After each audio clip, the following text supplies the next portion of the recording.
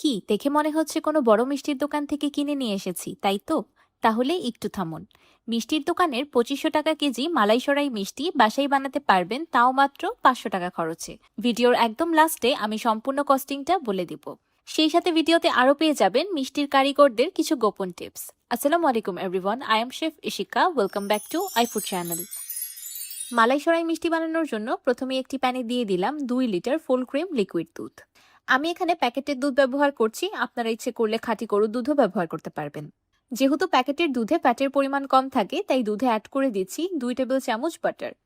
Butter add করলে ছানার পরিমাণটা বেশি পাওয়া যাবে, আর সেই সাথে ছানার কোয়ালিটিটাও ভালো হবে। কিন্তু আপনাদের হাতের কাছে বাটার না থাকলে এটা স্কিপ করতে পারেন। এবার চুলার মিডিয়াম টু হাই ফ্লেমে দুধে একটি বলক তুলে নিব। ভালো ছানা বানানোর জন্য অবশ্যই রুম টেম্পারেচারে থাকা দুধ ব্যবহার করবেন।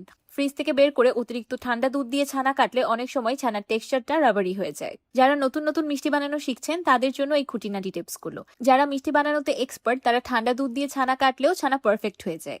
দুধে বলক আসতে আসতে একটা ভিনেগার সলিউশন তৈরি করে নিব। সেই জন্য একটি কাপে দিয়ে দিলাম 1/4 কাপ পানি আর 1/4 কাপ ভিনেগার। পানি আর ভিনেগার একসাথে খুব ভালোভাবে মিক্স করলেই তৈরি হয়ে যাবে 2 লিটার দুধের ছানা কাটার জন্য একটা পারফেক্ট ভিনেগার সলিউশন। এইদিকে দুধে বলক চলে এসেছে।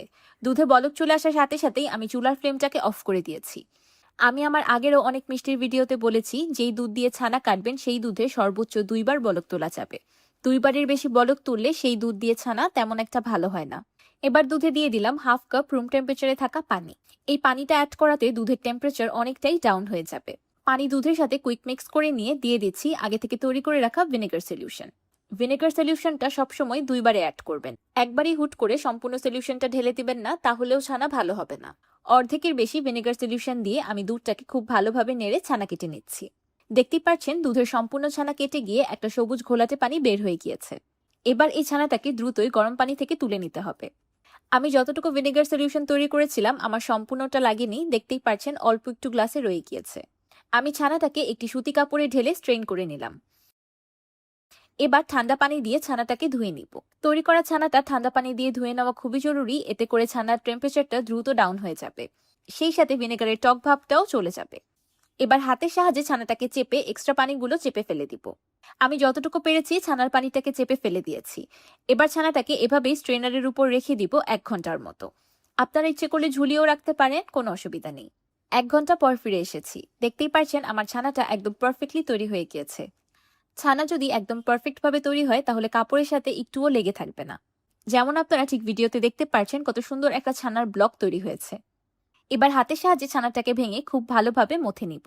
এইভাবে হাতের তালুর ব্যবহার করে ডলে ডলে ছানাটাকে মথে নিতে হবে, যেন ছানাটা খুব ভালোভাবে ক্রিম হয়ে যায়।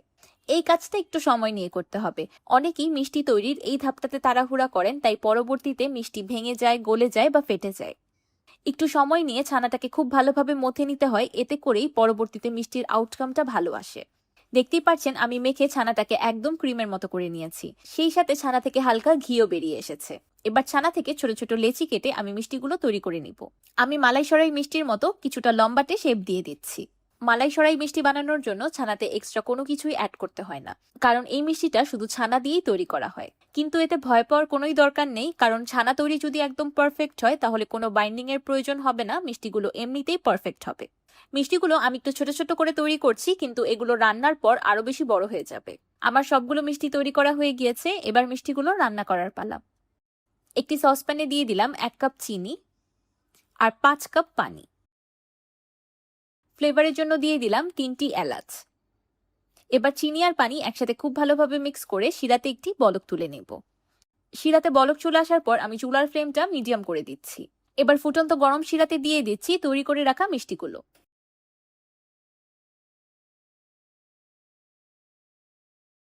মিষ্টিগুলো অ্যাড করার পর সঙ্গে সঙ্গে পাত্রের মুখটা একটি ঢাকনা দিয়ে বন্ধ করে দিতে হবে। এবার এই ঢাকনা বন্ধ অবস্থায় মিষ্টিগুলোকে রান্না করে নিব 15 মিনিটের মতো। এই 15 মিনিটের ঢাকনা একদমই খোলা যাবে না। 15 মিনিট পর দেখতেই পাচ্ছেন মিষ্টিগুলো ফুলে সাইজে কতটা বড় হয়ে গিয়েছে। এবার ঢাকনা খোলা অবস্থায় মিষ্টিগুলোকে রান্না করে নিব আরো 10 মিনিটের মতো। যেহেতু মিষ্টিগুলো পাতলা শিরায় রান্না করা হচ্ছে, তাই এখানে আলাদা করে কোনো গরম পানি অ্যাড করতে হবে না। আর মিষ্টি রান্নার প্রথম থেকে শেষ পর্যন্ত চুলার ফ্লেমটা মিডিয়ামেই থাকবে। আমি মাঝে মাঝে মিষ্টিগুলোকে হালকা দুলিয়ে দিয়েছি। 10 মিনিট পর মিষ্টিগুলো সম্পূর্ণ কুক হয়ে গিয়েছে। এবার চুলাটা বন্ধ করে দিব। দেখতেই পাচ্ছেন চুলা বন্ধ করে দেওয়ার পরেও একটি মিষ্টিও চুপসে যায়নি। এবার আমি মিষ্টিগুলোকে এভাবে শিরাতে রুম টেম্পারেচারে রেখে দিব একদম ঠান্ডা হয়ে যাওয়া পর্যন্ত। মিষ্টিগুলো সম্পূর্ণ ঠান্ডা হয়ে গিয়েছে আর অনেকটাই শিরা অ্যাবজর্ব করে নিয়েছে।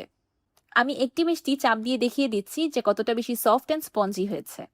মাশাআল্লাহ, দেখতেই পারছেন মিষ্টিগুলো এতটাই বেশি পারফেক্ট হয়েছে যে আপনি এগুলোকে যতই চাপাচাপি করেন না কেন একটা মিষ্টিও ভেঙে যাবে না বা ফেটে যাবে না। এবার হাতের সাহায্যে চেপে চেপে মিষ্টির ভিতরে শিরাগুলোকে ফেলে দিব। চেষ্টা করবেন ভিতরের সম্পূর্ণ শিরাটা চেপে ফেলে দেওয়ার। আমি সবগুলো মিষ্টি থেকে শিরা চেপে ফেলে দিয়েছি। এবার একটি প্যানে দিয়ে দিলাম 1/3 কাপ চিনি। এবার চিনিটাকে কোনো রকম নাড়াচাড়া ছাড়া এভাবেই রেখে দিব ক্যারামেল হয়ে যাওয়া পর্যন্ত। চিনিগুলো খুব ভালোভাবে ক্যারামেল হয়ে গিয়েছে। এবার চিনিতে দিয়ে দিলাম অল্প একটু পানি। পানি আর ক্যারামেল খুব ভালোভাবে মিক্স করে নিয়ে অ্যাড করে দিচ্ছি 4 কাপ বা 1 লিটার ফুল ক্রিম লিকুইড দুধ। অনেকেই বলেন ক্যারামেলে দুধ অ্যাড করলে দুধ ফেটে যায়। তারা আমার এই টিপসটা ফলো করতে পারেন। ক্যারামেল তৈরি হওয়ার পর অল্প একটু পানি অ্যাড করে দিবেন, তারপর দুধ অ্যাড করবেন, তাহলে আর দুধটা ফেটে যাবে না। মিষ্টির জন্য অ্যাড করে দিচ্ছি আরও 1/3 কাপ চিনি। এবার নেড়ে চেড়ে দুধে একটি বলক তুলে নিব। দুধে বলক চলে আসার পর দিয়ে দিচ্ছি আগে থেকে তৈরি করে রাখা মিষ্টি। এবার চুলার মিডিয়াম ফ্লেমে মিষ্টিগুলো দুধে রান্না করে নেব 15 মিনিটের মতো। চিনির পরিমাণটা আপনারা আপনাদের পছন্দ অনুযায়ী কমিয়ে বা বাড়িয়ে নিতে পারেন, কিন্তু আমার মনে হয়েছে এতটুকু চিনিতে একদম পারফেক্ট একটা মিষ্টি হয়েছে, না খুব বেশি মিষ্টি না খুব বেশি কম। দুধে রান্না করার সময় মিষ্টিগুলো খুব বেশি সফট হয়ে যাবে, তাই জোরে নাড়াচাড়া করা যাবে না, মাঝে মাঝে হালকা নেড়ে দিতে হবে। রান্না করতে করতে দুধ অনেকটাই শুকিয়ে গিয়েছে আর সেই সাথে ঘনও হয়ে এসেছে। সেই সাথে সবগুলো মিষ্টি আবারও ঠিক আগের মতো ফুলে গিয়েছে। তার মানে মিষ্টিগুলোর ভিতরে অনেকটাই রস অ্যাবজর্ব হয়ে গিয়েছে। এবার মিষ্টিটাকে চুলা থেকে নামিয়ে সম্পূর্ণ ঠান্ডা করে নেব। মিষ্টিটা রুম টেম্পারেচারে চলে আসার পর আমি 1 ঘন্টার মতো ফ্রিজে রেখে দিয়েছিলাম। দেখতেই পাচ্ছেন মিষ্টিটা ঠান্ডা হয়ে যাওয়ার পর রস আগে থেকে অনেকটাই কমে গিয়েছে। তো তৈরি হয়ে গেল সেরা স্বাদের অদ্ভুত মজাদার মালাইসরাই মিষ্টি। আমি একটি মিষ্টি চেপে দেখিয়ে দিচ্ছি যে কতটা বেশি নরম তুলতুলে আর রসে টুইটুম্বুর হয়েছে। সচরাচর সব মিষ্টির দোকানে আপনারা মালাইসরাই মিষ্টি কিনতে পাবেন না, বড় বড় মিষ্টির দোকান ছাড়া। সাধারণত এই মালাইসরাই মিষ্টিগুলোর উপর থেকে মাওয়া গ্রেট করে পরিবেশন করা হয়, তাই আমিও উপর থেকে মাওয়া গ্রেট করে দিলাম। অথেন্টিক মাওয়া তৈরির সহজ রেসিপি আপনারা আমার চ্যানেলেই পেয়ে যাবেন। মাওয়া রেসিপি লিংক আমি ইউটিউবের এই ভিডিওর ডেসক্রিপশন বক্সে দিয়ে দিব, আপনারা অবশ্যই দেখে নেবেন। মালাইসরাই মিষ্টি দেখতেই এতটা বেশি লোভনীয় যে এগুলো নিয়ে আলাদা করে বলার কোনো প্রয়োজন নেই। দেখেই বোঝা যাচ্ছে এগুলো খেতে কতটা বেশি মজাদার হবে। প্রথমে বলেছিলাম ভিডিওর একদম লাস্টে আমি আপনাদেরকে এই মিষ্টি তৈরির কস্টিং বলে দিব। এই মিষ্টিটা তৈরি করতে আমার 3 কেজি দুধ লেগেছে, যেটার দাম 300 টাকা। 1 কাপ প্লাস 1/3 কাপ চিনি লেগেছে, যেটার দাম 37 টাকা। আর 1/4 কাপ ভিনেগার লেগেছে, যেটার দাম 15 টাকা। তার মানে আমার এখানে মোট 352 টাকার উপকরণ লেগেছে। 352 টাকার সাথে যদি 148 টাকার গ্যাসের খরচ ধরে নেন, তাহলে বলা যেতে পারে 500 টাকায় বাসায় এই মিষ্টিটা বানানো সম্ভব। আমার এখানে 1 কেজি মিষ্টি তৈরি হয়েছে। আপনারা যারা বাসা থেকে হোমমেড মিষ্টির বিজনেস করতে চান তারা এই রেসিপিটাকে কাজে লাগাতে পারেন। আর যাদের বাসায় মিষ্টি বানানো শখ বা বাড়িতেই মিষ্টি তৈরি করে খেতে চান তাদের তো এই রেসিপিটা খুব কাজে আসবে। আমি একটি মিষ্টি কেটে দেখিয়ে দিচ্ছি যে কতটা বেশি সফট হয়েছে। মালাইসরাই মিষ্টি খেতে এতটাই বেশি ক্রিমি হয় যে মুখে দেওয়ার পর স্বাদ যেন মুখে লেগেই থাকে।